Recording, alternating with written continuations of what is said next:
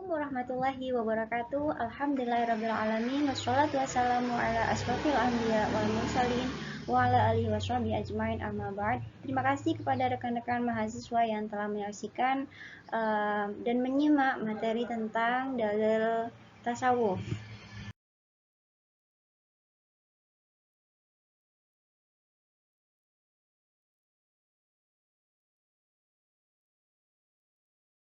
Pada kesempatan kali ini kita akan membicarakan tentang dalil-dalil tasawuf baik dari Al-Quran ataupun hadis. Pada dasarnya ajaran Islam itu banyak memiliki nilai-nilai ketauhidan, kemudian nilai fikih ataupun nilai akhlak yang terkadang lebih banyak cenderung hanya dilakukan formalnya saja, khususnya di bidang ilmu yang mengambil bentuk perilaku yang tampak dalam ilmu syariat. Jadi formalisme dalam ritual Islam itu dipandang amat merugikan, seperti halnya dalam sholat.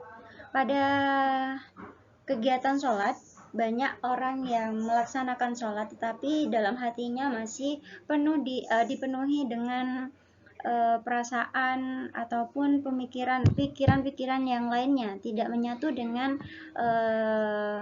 apa yang dikehendaki oleh Allah, di mana Allah itu menginginkan setiap orang yang beribadah itu untuk bisa khusyuk dalam melakukan ibadahnya. Jadi tidak sedikit orang yang sholat secara jasad dia melakukan sholat, namun hati dan pikirannya itu sesungguhnya bukan sedang sholat. Banyak orang yang melakukan wudhu atau bersuci, toharoh, tetapi hati dan pikirannya masih dipenuhi dengan virus-virus setan dan masih memiliki rasa dengki, rasa hasud ataupun rasa dendam, riak dan lain sebagainya. Banyak deretan contoh lainnya yang dapat kita tuliskan dari hasil pengamatan yang kita bisa lihat dari tingkah laku manusia ketika mereka itu melaksanakan ibadah, tapi masih ada pemikiran dalam hatinya sesuatu yang negatif. Nah, formalisme atau formalitas dalam ritual Islam atau ritual ibadah yang dilakukan oleh orang Islam itu amat sangat merugikan. Makanya Allah itu mengingatkan kepada kita bahwasanya bahaya formalisme itu memang ada. Di mana Allah itu menyebutkan dalam surat An-Naml ayat 74, Bismillahirrahmanirrahim. Wa inna rabbaka laya'lamu ma tukinnu suduruhum wa ma yu'linun. Wa inna rabbaka, dan sesungguhnya Tuhanmu benar-benar mengetahui. Ya'lamu ma tukinnu suduruhum, apa yang disembunyikan dalam hati mereka, wa ma yu'linun, dan apa yang mereka nyatakan. Selanjutnya yaitu ayat-ayat yang menjelaskan tentang tasawuf. Tasawuf itu adalah kajian keilmuan yang mengantarkan seseorang hamba untuk lebih mendekatkan diri kepada Allah, di mana kedekatan seorang hamba dengan Allah itu merupakan kajian yang utama yang dituju oleh ilmu lainnya. Jadi kalau misalkan kita sudah dekat dengan Allah, maka ilmu yang lainnya akan mengikuti. Jadi ketika kita sudah mendekatkan diri kepada Allah, maka kita akan terhindar dari perbuatan yang mungkar. Nah, akan tetapi di sini ada ritual dualisme, di mana antara jasad dan batin itu masih berbeda. Ketika kita mau melaksanakan kegiatan ibadah, jasad kita memang beribadah, akan tetapi batin kita masih berpencar atau masih hilang. Pemikiran kita masih di mana-mana. Makanya Al-Quran di sini sebagai pedoman hidup dan tuntunan abadi kita sepanjang masa, ayat Al-Quran itu menunjukkan secara jelas kepada kita bahwasanya nilai-nilai spiritual itu memang ada.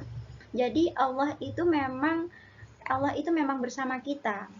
Di dalam surat Al-Baqarah ayat 115 itu dijelaskan, Bismillahirrahmanirrahim. Walillahil masyriq wal maghrib. فأينما تولوا فثم وجه الله إن الله واسع عليم. Walillahi, dan bagi Allah, al-masyriqu wal maghrib, timur dan barat. Fa aina ma tuwallu fasama wajhullah. Kemanapun kamu menghadap, di sanalah wajah Allah. Sungguhnya Allah Maha luas dan Maha mengetahui. Jadi dari sana kita mengetahui bahasanya Allah itu ada. Jadi gak usah kemana-mana pikiran kita kalau misalnya kita lagi melaksanakan ibadah. Selain dalam surat Al-Baqarah ayat 115, Allah itu juga menjelaskan bahwasanya ada kedekatan antara Allah itu dengan manusia. Jadi ajaran tentang spiritual itu sangatlah ada. Kita bisa lihat dalam surat Al-Baqarah ayat 186. Bismillahirrahmanirrahim. Wa idza sa'alaka ibadi anni fa inni qarib. Jadi dan apabila hamba-hambaku bertanya kepadaku tentang aku, tentang Allah, maka sesungguhnya Allah itu dekat. Jadi qarib, Allah itu sangat dekat. Jadi antara Allah dengan kita itu sangatlah dekat, tidak ada jarak. Jadi sebisa mungkin kita bisa melaksanakan ibadah dengan khusyuk, pemikiran kita tidak kemana-mana. Selain itu dalam surat Qaf itu juga dijelaskan, walaqad khalaqnal insana wa na'lamu ma tuwaswisu bihi nafsuh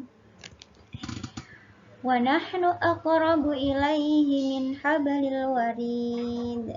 Jadi Allah itu lebih dekat daripada urat lehernya. Allah itu mengetahui apa yang ada dalam hati manusia. Allah itu sangat dekat dengan kita. Demikian ayat-ayat yang menjelaskan tentang tasawuf. Selanjutnya hadis tentang tasawuf.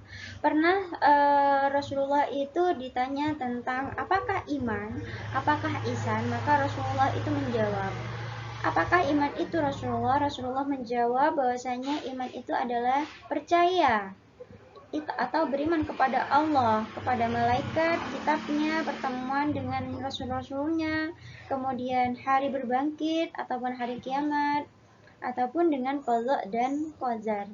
Selanjutnya sahabat itu bertanya lagi, apakah ihsan itu Rasulullah?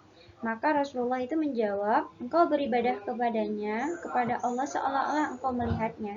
Dan jika engkau tidak melihatnya, maka sungguhnya Allah itu selalu melihatmu. Nah, dari hadis dan ayat tersebut, kita mengetahui apabila kita ingin dekat dengan Allah, maka kita harus yakin bahwasanya Allah itu ada dan dekat dengan kita. Yakin apa yang kita kerjakan memang untuk Allah semata. Demikian penjelasan singkat tentang dalil-dalil yang menunjukkan tasawuf. Semoga bisa bermanfaat buat teman-teman semuanya. Wassalamualaikum warahmatullahi wabarakatuh.